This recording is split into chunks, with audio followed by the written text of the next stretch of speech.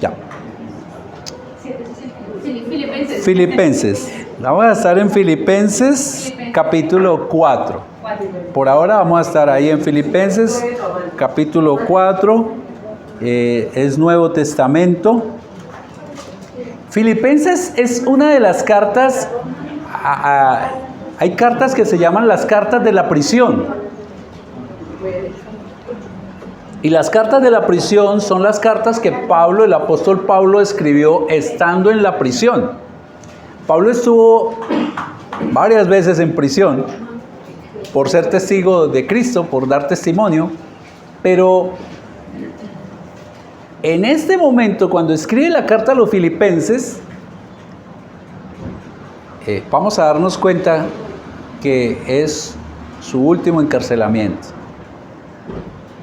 Porque junto con la carta la segunda carta que le escribe a Timoteo, él no sale de la cárcel, sino la guillotina y pierde la cabeza. La pregunta es, ¿qué actitud tendría usted y yo? Tendríamos estando en la cárcel sabiendo que ya de ahí no vamos a salir y salimos a morir. ¿Qué actitud tendríamos? Tengamos eso ahí. Bien, queridos, hemos estado trasegando por las características de una buena iglesia, y ya la iglesia no es lo que dice el pastor, es lo que dice la palabra, y hemos hablado de varias características, y creo que hoy cerramos ya esa serie. No significa, siempre que estudiamos la Biblia vamos a ver características, pero la serie basada en Timoteo lo vamos a cerrar hoy con esta característica que tenemos. Hemos hablado de muchas características, pero no hemos hablado de una que es muy importante también para la iglesia, y me refiero a la oración. Me refiero a la oración. La oración junto con la palabra son esenciales para la iglesia, son esenciales para cada uno de nosotros. Y quiero trasladarle estas preguntas a cada uno de ustedes. No me las contesten, es para usted mismo. ¿Qué lugar ocupa la oración en su vida? Entendiendo que la oración es el encontrarme con Dios para hablar con Él. ¿Qué lugar ocupa la oración en su vida? ¿Ora a diario? ¿Cuánto tiempo dedica usted a tener ese encuentro sobrenatural con Dios, con el Dios del universo?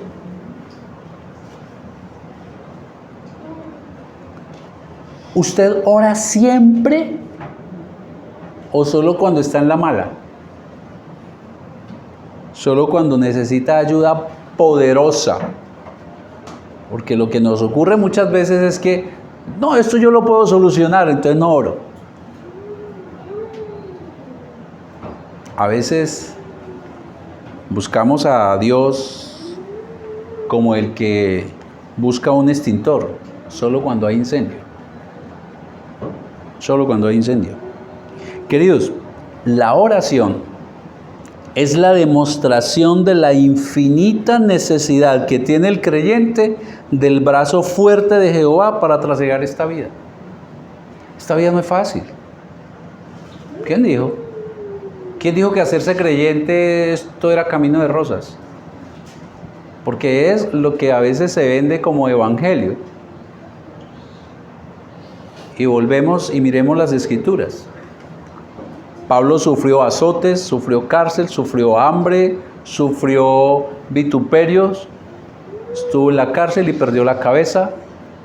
El apóstol Pedro fue crucificado con la cabeza hacia abajo, otros fueron aserrados, pero el mismo Señor Jesucristo todo lo que sufrió. Entonces alguien puede decir, pero entonces ¿de qué vale venir a Cristo? Vamos a mirarlo a través de la predicación. La oración es la demostración de la infinita necesidad. Porque es que a veces nos pasa, no, yo no necesito. No, sí, usted necesita y yo necesitamos, aunque no lo aceptemos. Es la demostración de la infinita necesidad que tiene el creyente del brazo fuerte de Jehová para trasegar esta vida. La oración es al creyente como la gasolina al motor. De nada sirve que tengamos cultos, que leamos la palabra, si no hay oración.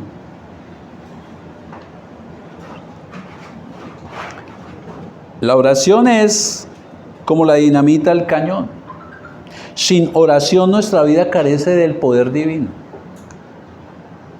Sin embargo, hay quienes pasan días y sé que hasta semanas sin orar. Son personas que viven en sus propias y débiles fuerzas.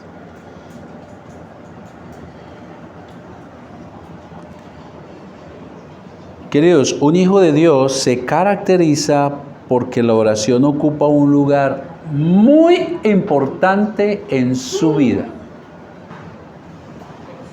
La Biblia nos da testimonio de la importancia de la oración.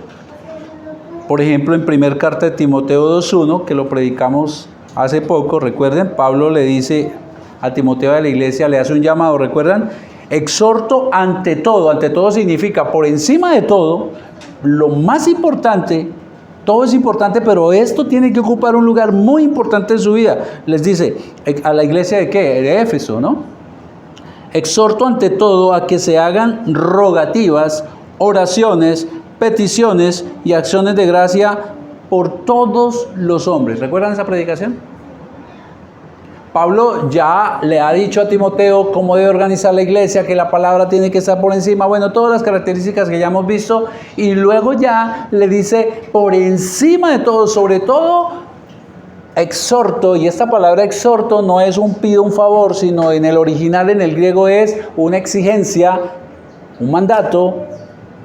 Oren, rueguen, clamen, intercedan por todos los hombres. La oración es importantísima para la iglesia. En Hechos, cuando nace la iglesia, hay una situación, un problema allí, porque los griegos que habían aceptado que Cristo fuera su Señor comenzaron a quejarse porque las viudas no estaban atendidas en la repartición de comida. Entonces vienen a los discípulos de Jesús y le plantean el problema. Y la decisión que ellos toman ahí es, escojan 7 hombres llenos del Espíritu Santo, y dicen los apóstoles que ellos se van a dedicar a la oración y al ministerio de la palabra. Los apóstoles hubieran podido, no, venga, yo sirvo a las mesas, pero yo, no. No es que eso no sea importante, escojamos 7 hombres llenos del Espíritu Santo y nosotros tenemos que meternos a orar y al estudio de la palabra. Les decía que cuando nació la iglesia, ahí en Hechos 2:42, que fue también nuestra primer prédica en esta iglesia, la iglesia naciente, no sé si la recuerdan, se convierte en 3,000 personas. Y dice la palabra que hacían ellos todos los días, perseveraban, persistían en la doctrina de los apóstoles, es decir, en la enseñanza de la palabra, en la comunión unos con otros, en el repartimiento del pan. ¿Y en qué persistían? Y en las oraciones. Son muchos los textos de la Biblia que muestran que la oración tiene que ser central para el creyente. Y la pregunta, insisto, es ¿qué lugar ocupa la oración en su vida? Ojo, oración a la manera de Cristo. Porque recuerden que los discípulos le piden a Cristo, Jesús, enséñanos a orar. Y él lo primero que les enseña es qué no deben hacer cuando deben orar. ¿Recuerdan? No repitan, porque los fariseos era lo que hacían. Los fariseos se paraban y les gustaba que todo el mundo los viera como esas letanías. No repitan palabras vanas. No hagan como los fariseos. ¿Qué lugar ocupa la oración en su vida? Ahora, ¿quién da el mejor ejemplo de que la oración es fundamental? Jesús. Jesús. En Marcos 1, 35, 39, ahí más atrasito, no pierda ahí de vista Pero en Marcos hay un episodio interesantísimo. Jesús viene sanando a mucha gente. Jesús ha predicado en la sinagoga, está sanando a mucha gente con su poder, y las sanaciones de Jesús es para demostrar que Él realmente es Dios Hijo encarnado. Y escuchen lo que pasa en el 1:35 de Marcos. Levantándose muy de mañana, Jesús, siendo aún muy oscuro, y esto es lo que nos enseña, no es que tiene usted que levantarse a las 4 de la mañana, aunque si usted lo desea hacer y lo decide, está correcto. Lo que está indicando acá, y que lo más importante, es que su primer alimento tiene que ser encontrarse con Dios. Si usted no se encuentra con el Señor en la oración, al comenzar el día, usted va a arrancar el día en sus propias fuerzas, queridos. Y ya por la tarde, le aseguro, no tiene ni las ganas ni la fuerza para orar. Entonces Jesús se levanta muy de temprano, como les digo, venía sanando a mucha gente, había acabado de sanar la suegra de Pedro. Y mucha gente viene con endemoniados también, y Él sana y expulsa demonios. Y dice el 35, levantándose muy de mañana, siendo aún muy oscuro, salió y se fue a un lugar desierto, y allí, ¿qué hacía? Oraba. El mismo Hijo de Dios, Dios encarnado, oraba. Pero escuchen lo que sigue. Y le buscó Simón y los que con él estaban. Y hallándole le dijeron: todos te buscan. La gente está necesitando que tú sigas allá sanando. ¿Qué haces aquí perdiendo el tiempo? Porque a veces lo que ocurre es que consideramos que orar es perder el tiempo. No, ¿cómo voy a sacar 15, 20 minutos para orar? No, eso es perder el tiempo. Y escuchen, todos te buscan. Y a veces uno también se enreda como Marta, ¿recuerdan? Enredado en cosas, porque las cosas te buscan para estar ocupado. Entonces Jesús, ¿qué hizo? Cuando le hallaron, versículo 37, le dijeron: todos te buscan. Y Él les dijo: vamos a los lugares vecinos, para que predique también allí, porque para eso he venido. ¿Qué ocurrió allá en esa reunión de Jesús en oración al Padre? Porque Él venía sanando, y cuando vaya sale con una decisión. ¿Sí notan? No, venga, no sigamos sanando. Vámonos a otro lugar a predicar, porque a eso me mandó el Padre. Algo ocurrió en ese encuentro. Jesús nos demuestra que Él oraba, Él mostraba dependencia de Dios. Y una más. Antes de que Jesús fuera apresado para ir a la cruz, y Él sabiendo todo lo que le venía, dice la palabra que Él fue a Getsemaní y estaba tan aterrado que sudaba gotas de sangre. Y allí entonces Él, ¿qué hizo? Oraba. Y su oración era, dice la palabra: Señor, si es posible, pasa esta copa de mí. No quiero ir a la cruz, no quiero ir a sufrir eso, pero no se haga como yo, sino según tu voluntad. Mire cómo llega Jesús a Getsemaní aterrado, al punto, el estrés era tan fuerte, y dicen estudios científicos que cuando una persona está en un estrés fuerte, es posible que sus poros broten sangre. Él entra allí aterrado de lo que venía. ¿Y sabe qué ocurre después de que Él ora 3 veces? Va y le dice a los discípulos: ya, levantémonos, vamos. ¿De dónde surgió ese cambio de actitud? De la oración. ¿Qué lugar ocupa la oración en su vida? ¿Cómo está enfrentando el día a día? ¿En sus propias fuerzas o en el poder del Señor? Queridos, si no oramos, no podremos cumplir con todas las características que hemos aprendido durante estos 7 domingos pasados. Si nosotros no oramos, no seremos la columna fuerte que sostiene la verdad. Recuerdan que la iglesia es columna que sostiene la verdad, pero sin oración eso no va a pasar, no va a servir de nada. Si nosotros no oramos, no nos comportaremos como lo que somos, debemos ser la familia de Dios. Si nosotros no oramos, seremos atrapados por las falsas enseñanzas de los maestros falsos, de la falsa doctrina, que fue una característica que vimos. Si nosotros no oramos, aunque leamos la Biblia, no seremos nutridos por ella, no servirá de nada, será mera información que se queda acá, pero no baja acá. Si nosotros no oramos, no seremos el ejemplo que Dios nos llama a ser. ¿Recuerdan esa predica? Que Dios llama al cristiano a ser ¿qué? Ejemplo. A los esposos nos llama a ser ejemplo. A amar a nuestras esposas como Cristo amó la iglesia y se entregó por ella. Es decir, de manera sacrificial. Si nosotros no oramos, no vamos a ser el esposo que Dios espera, que es que trata a tu esposa como vaso frágil. Si la esposa no ora, no va a ser la esposa que Dios espera, la esposa que respeta a su esposo. Si nosotros no oramos, no vamos a ser los padres que Dios espera, que disciplinan a sus hijos en el amor del Señor. Si nosotros no oramos, no vamos a ser los hijos que Dios espera, que honran a sus padres. Y dice la palabra, porque los que honran a sus padres tiene bendición. Si nosotros no oramos, no seremos ejemplo, ni en la casa, ni en la iglesia, ni para los de afuera. Y por eso es que eso dice que cristiano.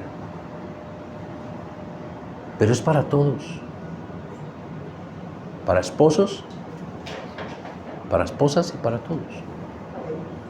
¿Qué lugar ocupa la oración en su vida? Ahora, la gracia de Dios, y ya leímos ahora en el Salmo, ¿no?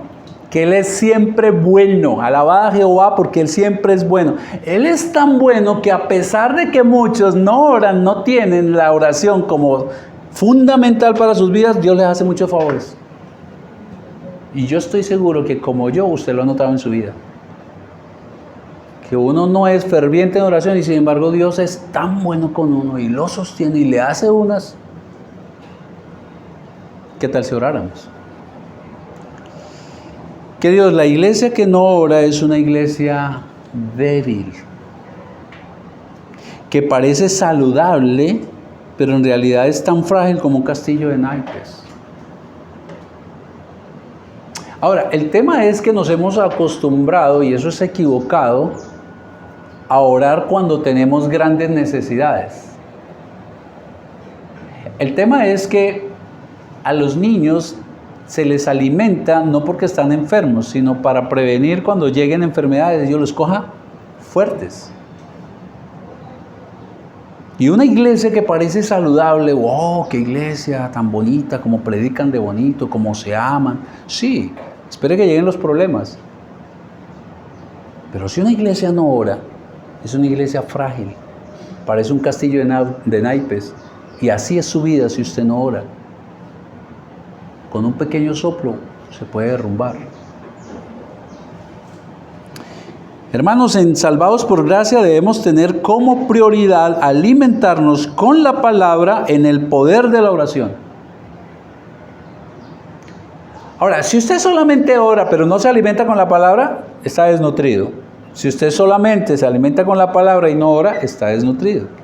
Fíjense que los apóstoles dijeron, vamos a dedicarnos a la oración y a la palabra, las dos juntas. Eso es lo que transforma la vida.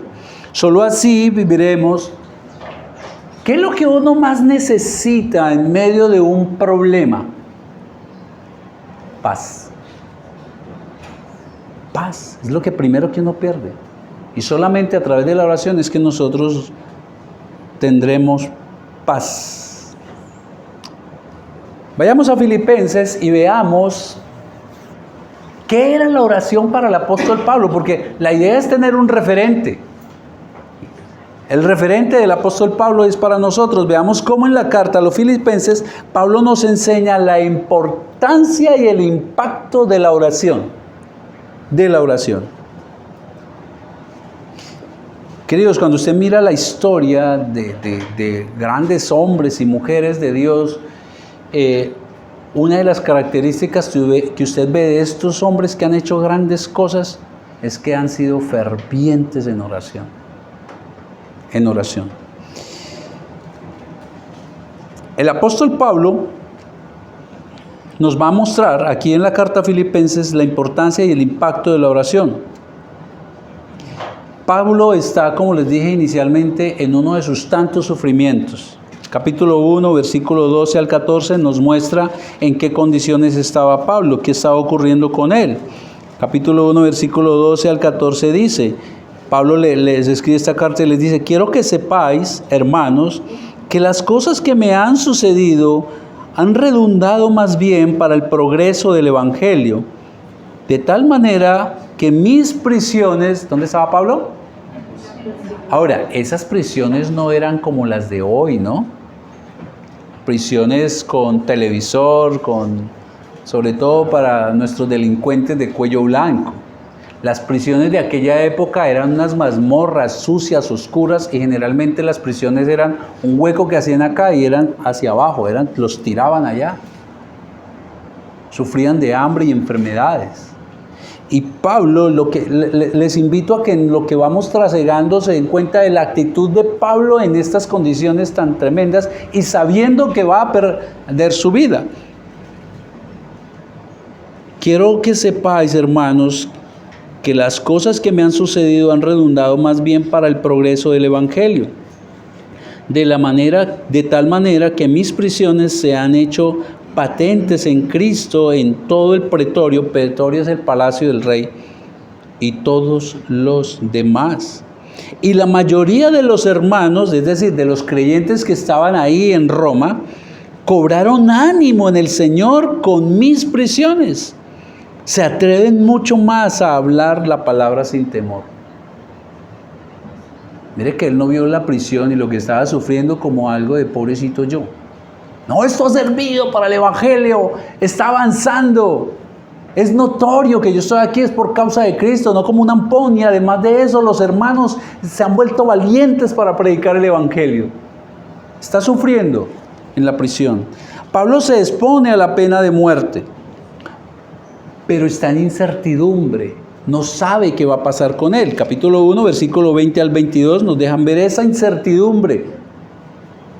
Conforme a mi anhelo, dice Pablo, y esperanza de que en nada seré avergonzado. Antes bien, con toda confianza, como siempre, ahora también será magnificado Cristo en mi cuerpo, o por vida o por muerte. Pablo está en la cárcel y no sabe qué van a hacer con él. Lo que ocurría generalmente con los cristianos era que iban a la muerte, pero él no sabía si definitivamente iba a estar libre o iba a estar muerto. Eso causa incertidumbre. Yo creo que a usted le ha pasado también en ocasiones que tiene incertidumbre por algo y eso no sabe qué es lo que va a ocurrir y eso le trae angustia. Eso trae angustia.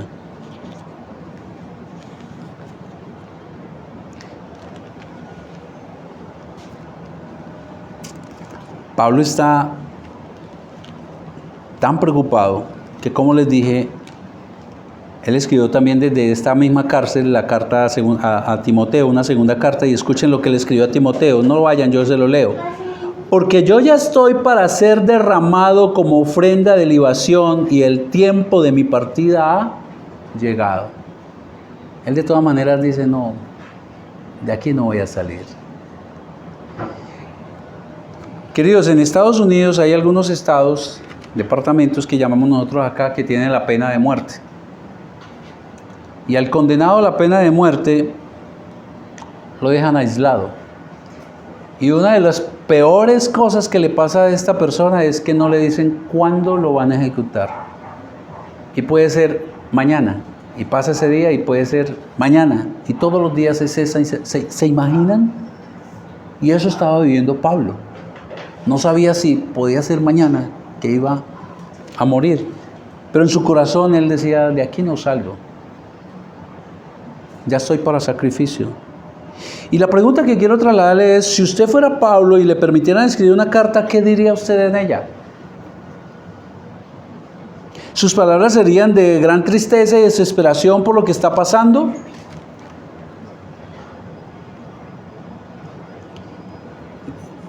Y sé que muchos aquí en la iglesia están pasando por momentos difíciles.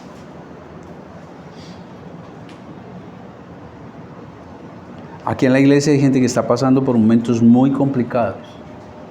Unos por salud, otros temas emocionales.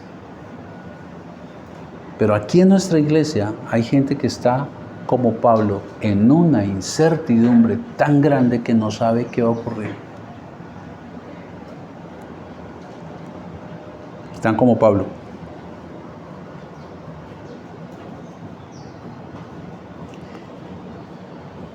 Ahora, hay otros que sé que no están pasando por momentos difíciles, que están pasando por momentos buenos y pueden considerar, ¿para qué oro? Pero le aseguro dos cosas: usted ha vivido tiempos difíciles en su vida, y le aseguro la otra: usted va a tener tiempos difíciles en su vida. La vida nunca es plana. Uno tiene momentos muy buenos, pero luego unas caídas muy grandes, y lo tremendo es que usted no sabe si puede ser hoy. Y tal vez Dios le esté preparando para que haga de la oración algo fundamental en su vida. Y bendito es Dios que nos deja ver a través de Pablo la importancia de la oración. Miren la actitud de Pablo. No sé usted, pero yo no escribiría una carta desde la cárcel viendo que voy a morir sufriendo tanto y una carta que anime a otros. Pero miren a Pablo y vamos a ver el fundamento. Capítulo 1, versículos 3 y 4. Lo que le dice Pablo a los filipenses. Acuérdense de las condiciones de él. Doy gracias a mi Dios siempre que me acuerdo de vosotros. Siempre en todas mis, ¿qué? Oraciones, rogando con ¿qué? Con una tristeza. Rogando con una misericordia por mí, porque miserable no. Rogando con gozo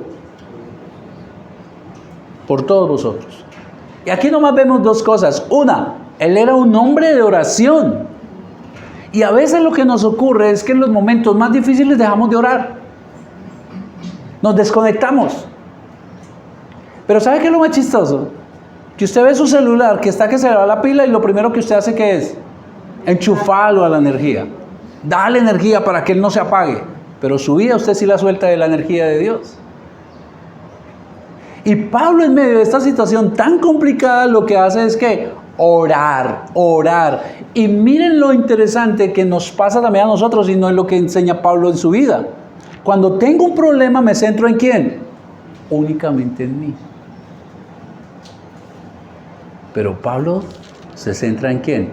En los otros. Doy gracias a mi Dios siempre que me acuerdo de vosotros. No importa la situación que estoy viviendo, pero se está Pablo diciendo, pero me acuerdo de ustedes los filipenses, siempre en todas mis oraciones, rogando con gozo por todos vosotros. Ahora, el gozo no es estar brincando de alegría. El gozo es una paz interior. Versículo 8 y 11. Ahí mismo en el capítulo 1. Porque Dios me es testigo de cómo os amo a todos vosotros con el entrañable amor de Jesucristo. ¿Y esto pido en qué? En oración, que vuestro amor abunde aún más y más en ciencia y en todo conocimiento. Pablo es un gran hombre de oración, un gran hombre de intercesión por los otros. Desde la cárcel, Pablo, más que en él, como les dije, piensa en nuestros hermanos de la iglesia de Filipo. Él se mantiene orando, intercediendo por ellos. Y en medio de su situación penosa, el versículo 4 nos dice que él anda ¿en qué? En gozo.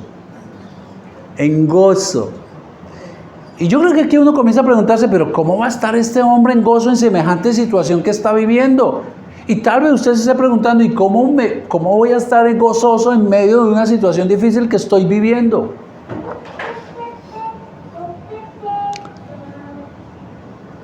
Vamos a mirarlo más adelante. Sigamos conociendo un poco más a Pablo. Capítulo 1, versículos 12 al 17. Este que acabamos de leer es lo mismo. Pablo le comparte a los filipenses en el 17, pero él aquí dice que está orando a los filipenses, que lo que le ha pasado en la cárcel ha sido para bien del evangelio, que los otros han tomado valentía para predicar el evangelio. Ahora versículo 17. digamos desde el 16, los unos anuncian a Cristo por contención, no sinceramente pensando añadir aflicción a mis prisiones, porque habían unos que predicaban, pero no con amor a Cristo, no con amor a Pablo, sino predicaban por egoísmo. Versículo 17, pero todos los otros por amor lo hacían, predicaban de Cristo, sabiendo que estoy puesto para la defensa del Evangelio. Versículo 18, ¿qué pues? Que no obstante, de todas maneras, o por pretexto o por verdad, Cristo es anunciado, y en esto ¿qué? Me gozo, y me gozaré aún más. Mire Pablo en una situación tan difícil y mantiene en gozo.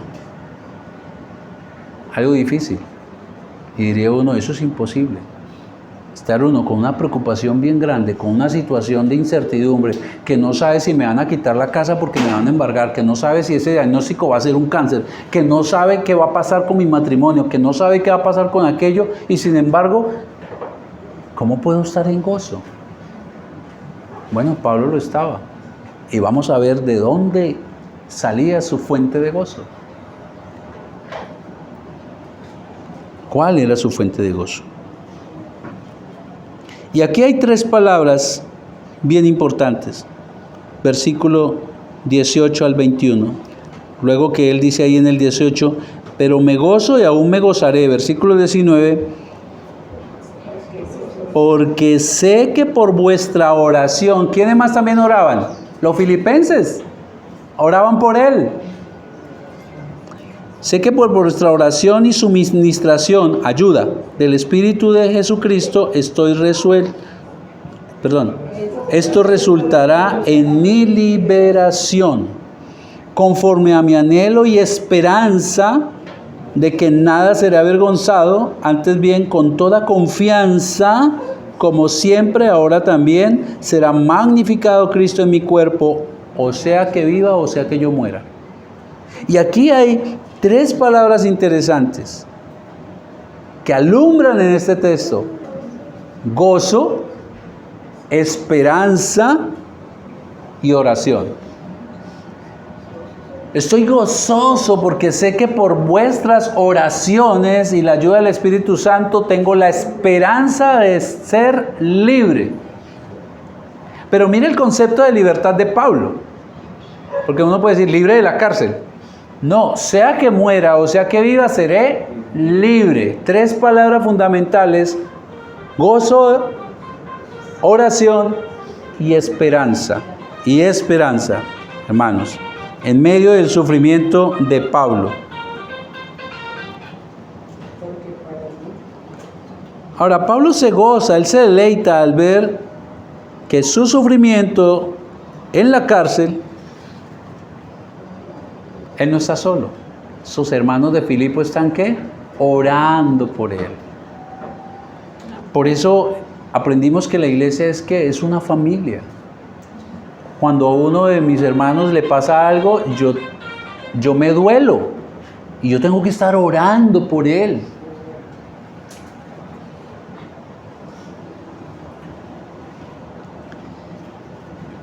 Cuando pasamos por pruebas, hermanos, sabemos que la iglesia se preocupa por nosotros. Y les digo una cosa, cuando uno está pasando por una prueba difícil, saber que la iglesia ora por uno, eso lo lleva a uno a tener gozo en medio del sufrimiento. Siente uno que como que la carga no la llevo solo, mis hermanos también están cargando ese problema. Nos sentimos acompañados. Hermanos, recuerden que somos una familia, como les decía.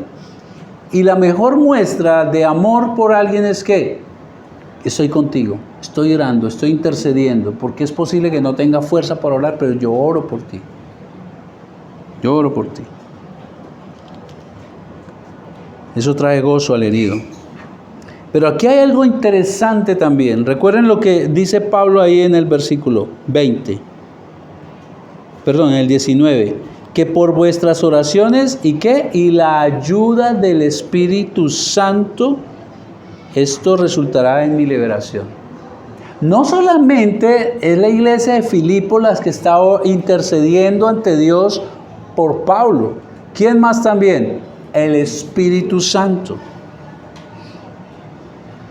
Saber que la iglesia ora por nosotros, eso sí que da consuelo, pero saber que el mismo Espíritu de Dios intercede, Jair, ¿y usted de dónde saca eso? Porque la palabra lo dice, Romanos 8:26, dice lo siguiente, y el mismo apóstol Pablo, y de la misma manera también el Espíritu nos ayuda en nuestra debilidad. No sabemos por qué orar como debiéramos, pero el Espíritu Santo mismo intercede por nosotros, ¿y de qué manera? Con gemidos indecibles, dice la palabra. Con gemidos que nadie puede expresar con palabras humanas, el Espíritu Santo está allá clamándole al Padre por el problema o situación que usted está viviendo. ¿Ven lo importante de la oración? Que hasta el mismo Espíritu de Dios ora, intercediendo. Si nos alegra saber que los hermanos oran por nosotros, ¿cuánto más nos tiene que traer gozo saber que el mismo Dios en espíritu clama de una manera inimaginable ante Dios Padre? No sé si usted sabía eso, pero usted tiene un gran intercesor arriba, el mismo Espíritu de Dios, una de las 3 personas de la Trinidad. Clama ante Dios. ¿Y de qué manera será que lo hace? ¿Con qué? Con gemidos. Quienes somos padres y cuando hemos tenido nuestros hijos en un estado de enfermedad muy grave, uno clama con gemido. Pero el Espíritu Santo lo hace de una manera que es inentendible. Eso es asombroso. Y eso le tiene que traer a usted paz de saber que el mismo Dios intercede por usted ante Dios Padre, que no está solo. Y es lo que estaba Pablo experimentando, la oración de los hermanos y su esperanza porque el mismo Espíritu de Dios intercedía por él en medio de su sufrimiento. Eso es como tener un problema judicial muy, muy, muy grave, pero saber que usted tiene el mejor abogado de toda la nación. ¿A usted qué le da eso? Tranquilidad. Entonces comienza uno a comprender el por qué Pablo, en medio de su situación difícil, tiene paz interior. Algo bueno va a pasar acá. Sea que viva o sea que muera, algo bueno va a pasar. Dios está en control.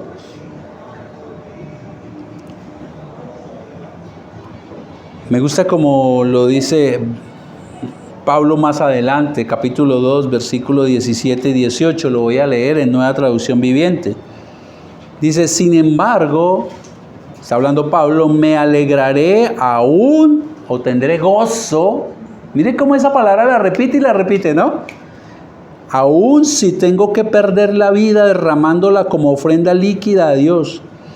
Así como el fiel servicio de ustedes también es una ofrenda a Dios.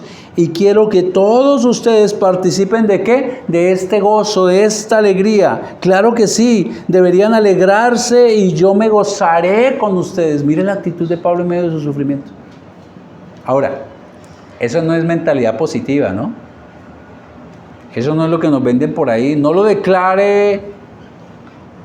Una vez estaba yo en una iglesia con un fuerte dolor de cabeza y recuerdo que un hombre me dijo, le digo, uy hermano, tengo un dolor de cabeza interno. No lo declare. No, es que esto no se trata de positivismo. Ahí está el dolor. Ahí está nuestra angustia. Ahí está nuestra incertidumbre. Ahí está el cáncer. Ahí está la pérdida del trabajo. Eso es real. Y no es decir, no, eso no existe. Es saber que eso existe. Pero estoy orándole a Dios por mi situación, mis hermanos oran por mí y el mismo Espíritu Santo está orando por mí. En medio de ese sufrimiento viene un gozo, viene esa paz que Pablo estaba viviendo. Ahora, es interesante que aunque Pablo estaba pasando por el peor de sus momentos, su carta está cargada de un sentimiento de ¿qué? De gozo y alegría. ¿Sabe cuántas veces en la carta, que tiene solamente 4 capítulos, Pablo repite la palabra gozo o sus derivados? 16 veces. Y vuelvo y le hago la pregunta a usted, si usted estuviera en la condición de Pablo, su carta, ¿a qué sabría? ¿A gozo? No creo, yo por lo menos no. Yo por lo menos no. ¿De dónde vendría la fuente del gozo, la fuente de esa paz interior en medio del sufrimiento para Pablo, que prácticamente de allí no va a salir vivo? Capítulo 4, versículos 6 al 7, que es el texto central para el día de hoy. Escuchen Pablo lo que le dice a los filipenses. Los filipenses estaban también sufriendo. Uno por Pablo porque estaba en la cárcel. Otro sufrimiento era porque habían unos judaizantes, unos judíos, que les estaban diciendo que tenían que circuncidarse, que la salvación no era solamente por gracia, sino que ellos para ser salvos también tenían que circuncidarse como lo hacían ellos. Y Pablo en medio de todo eso, y en medio de su sufrimiento, les dice lo siguiente. Versículo 6 del capítulo 4 y versículo 7. Por nada. Y esa palabra es clave. Por nada. No, pero es que... No. Por nada. Estéis afanosos, preocupados. Sí, pero es que usted no sabe el problema que estoy viviendo. Sí, pero aún con el problema no se preocupe, no se afane. Sí, pero es que usted no sabe el diagnóstico que me... Sí, es real, ahí está ese diagnóstico. Pero con todo eso, conserve la calma. Por nada estéis afanosos, sino, entonces por el contrario, sean ¿qué? Conocidas vuestras peticiones delante de Dios en toda oración y ruego con acción de gracias. A veces cuando tenemos un problema nos concentramos tanto en el problema que eso nos afana, eso nos angustia, eso nos ciega para ver soluciones y no oramos. Y lo que Pablo está diciendo es, por nada se preocupen. A ese punto, más bien, en lugar de estar asustados, preocupados por su situación, vengan ante Dios, tráiganle sus peticiones en oración, en súplica y en acción de gracias.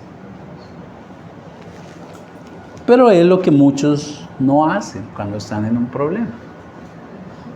Rumiamos el problema, ¿por qué yo? Viene la depresión, viene la angustia, la desesperación y muchos terminan hasta buscando cómo lastimarse a sí mismos.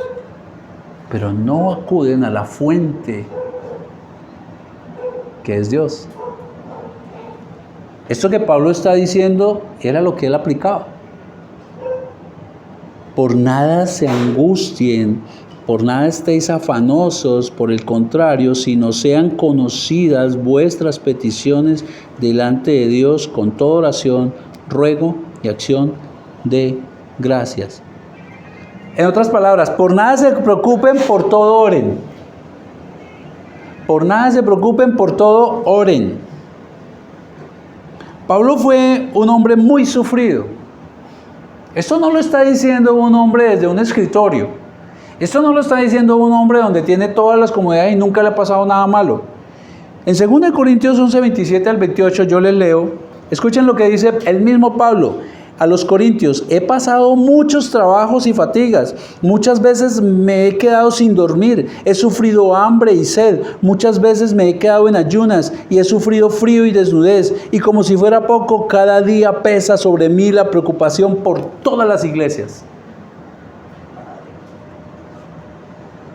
Y fue el que recibió 40 azotes menos uno. ¿Y saben cuáles eran los azotes? Cuerdas, látigos que en la punta les colocaban pedazos de hueso.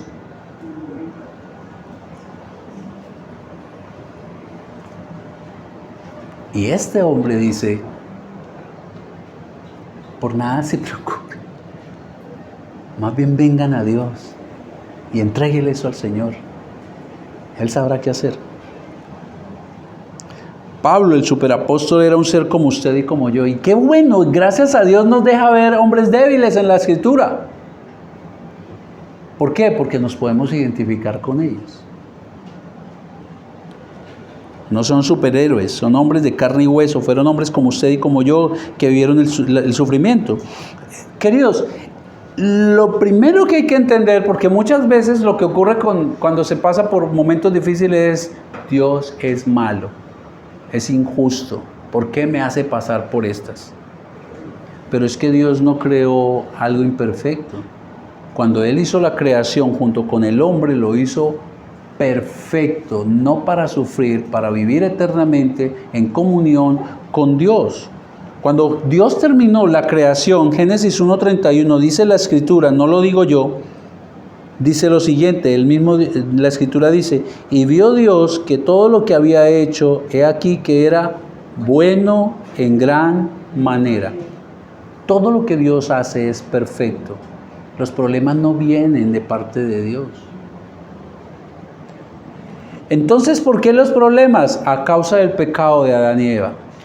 Desde ahí vienen nuestros sufrimientos. Desde ahí Dios decretó: el hombre va a vivir un año limitado, la mujer va a sufrir, el hombre va a tener que vivir trabajando la tierra cuando no necesitaba hacerla. Y eso es importante que lo sepamos, porque muchas veces lo que hacemos es culpar a Dios por los problemas, pero muchos de los problemas que nosotros vivimos son por nuestras propias malas decisiones o las decisiones de otro. Usted va bien por la carretera, va conduciendo por el lado que es, a una buena velocidad, y llegó otro y se lo llevó. No fue su culpa, fue el pecado del otro. Pero Pablo dice: por nada estéis afanados, vengan y preséntenle eso a Dios. Todo creyente y no creyente sufrimos por el pecado en el paraíso. Pero el cristiano, el Hijo de Dios, está llamado a no concentrarse en la preocupación. No es a no ver el problema, vuelvo y repito. Esto no es nueva era donde le enseñan a la gente a que todo es positivismo, el universo conspira a favor tuyo, nada malo te va a pasar. Eso es carreta. Todos sufrimos. La diferencia es que el cristiano está llamado a no concentrarse en el problema, en la preocupación, sino a venir confiadamente en oración a Dios. A Dios. Pablo estaba consciente de su sufrimiento, lo acabamos de leer. Y el consejo de Pablo es: por nada estén afanados o preocupados, sean conocidas todas vuestras necesidades delante de Dios en oración. Ahora, en muchas ocasiones nos concentramos tanto en la dificultad que, como les he dicho, dejamos de orar. Dejamos de orar. Y si lo hacemos, no lo hacemos con fe, sino por chulear un requisito. Escuchen lo que dice John MacArthur comentando sobre esto. La ansiedad y la preocupación indican una falta de confianza en la sabiduría, la soberanía y el poder de Dios. Cuando usted y yo tenemos un problema, un chicharrón grande, y llegamos al punto de la desesperación, lo que estamos haciendo es: no creemos que Dios sea capaz de solucionar el problema. No confiamos en su sabiduría para hacerlo y desconocemos que Él está en control. Y eso nos causa ansiedad. Y repito, no se trata de que neguemos que tenemos un problema que resolver, que estamos sufriendo por él. Pero usted puede confiar en Dios. ¿Por qué? Porque Él es más sabio que usted para resolver los problemas. La carta del apóstol Santiago dice en su primer capítulo que cuando estemos en pruebas, dice: y si necesita sabiduría, pídala a Dios, que Él la da en abundancia. Y resulta que nosotros muchas veces tomamos decisiones sin decirle: Señor, ayúdame. Y es que Él sabe si me tengo que meter en ese préstamo. Él sabe si voy a tener con qué pagar o no, si eso va a resultar buen negocio o no. ¿Me hago entender? Y nos quedamos con nuestra limitada sabiduría cuando tenemos el acceso a la sabiduría de Dios. El apóstol Pablo dice en una de sus cartas: tenemos la mente de Cristo. ¿Qué significa? ¿Que yo pienso como Cristo? No, no, no, no, no. Que aquí están los pensamientos de Dios, aquí está el consejo.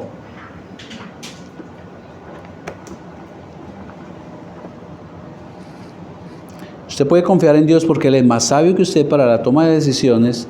Él es soberano y está en control y Él tiene el poder para hacer lo que usted y yo no podemos hacer. Él sí tiene el poder. Ahora, Él tiene poder para hacer lo que nos conviene, no siempre lo que nosotros queremos. Son dos cosas diferentes. Es posible que lo que yo quiera no sea lo que más me conviene. Lo hacemos con nuestros hijos, ¿sí o no, padres?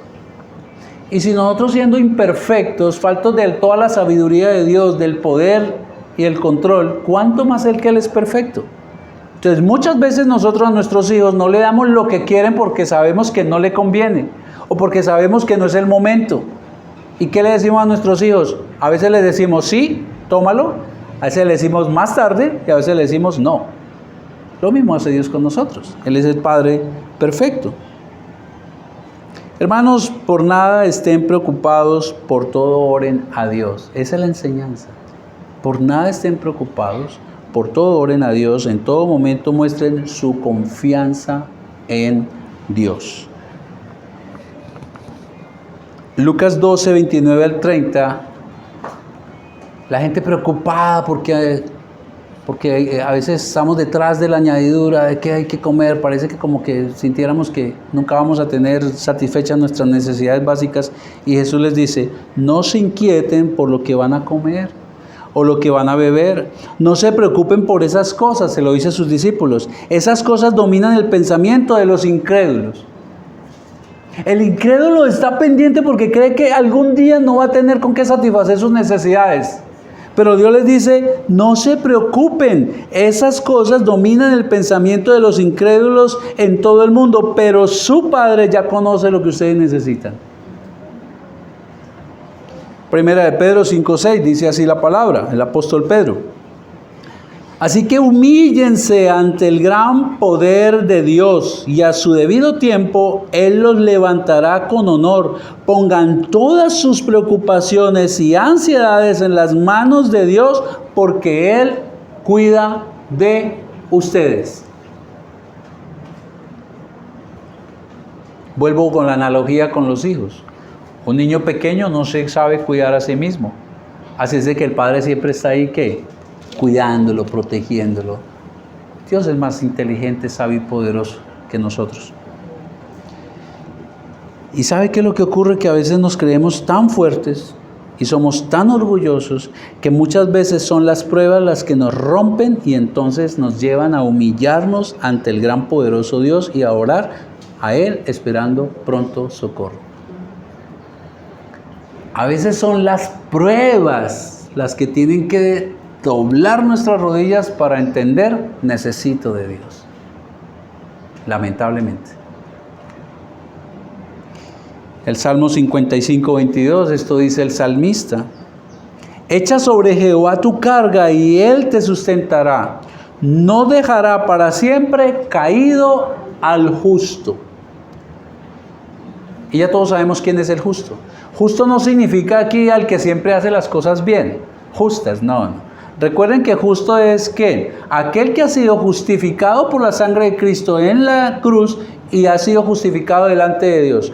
Todos somos pecadores. Todos tenemos deuda con Dios. Nadie puede tener la salvación por sí mismo. Cristo fue a la cruz y al ir a la cruz entonces su santidad, su justificación nos la declara ¿a quiénes? A los que creemos en Cristo Jesús. Esos son los justos. En otras palabras, los que han entregado su vida a Cristo pueden confiar en esta promesa del Salmo 55, 22. Echa sobre Jehová tu carga y Él te sustentará. No dejará para siempre caído al justo. Y eso nos tiene que dar a nosotros lo que le dio a Pablo. En medio de todo eso, Dios algo va a hacer. Soy su hijo. Como Pablo podemos vivir la paz de Dios cuando oramos en medio de nuestras necesidades.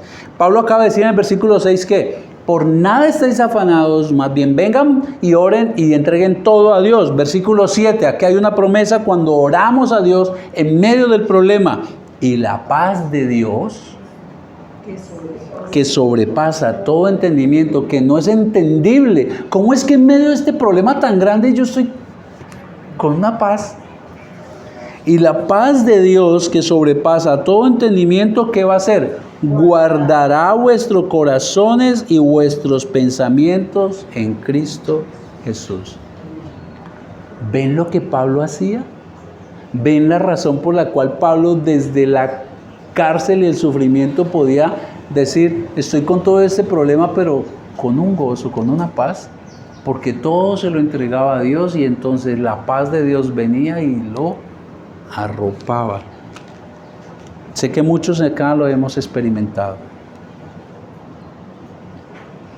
La paz de Dios que sobrepasa todo entendimiento guardará vuestros corazones y vuestros pensamientos en Cristo Jesús. Cuando usted ora a Dios, lo que usted está haciendo es demostrando su confianza en Él,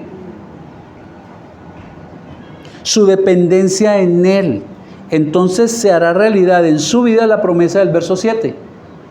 Una paz que usted no puede comprender va a albergar su corazón, lo va a guardar. Este guardar en el original, recuerden que esto fue escrito en griego de esa época. Este guardar es como un soldado que está haciendo vigilancia en la entrada, custodiando a alguien, cuidándolo. Es la paz la que va a guardar ¿qué?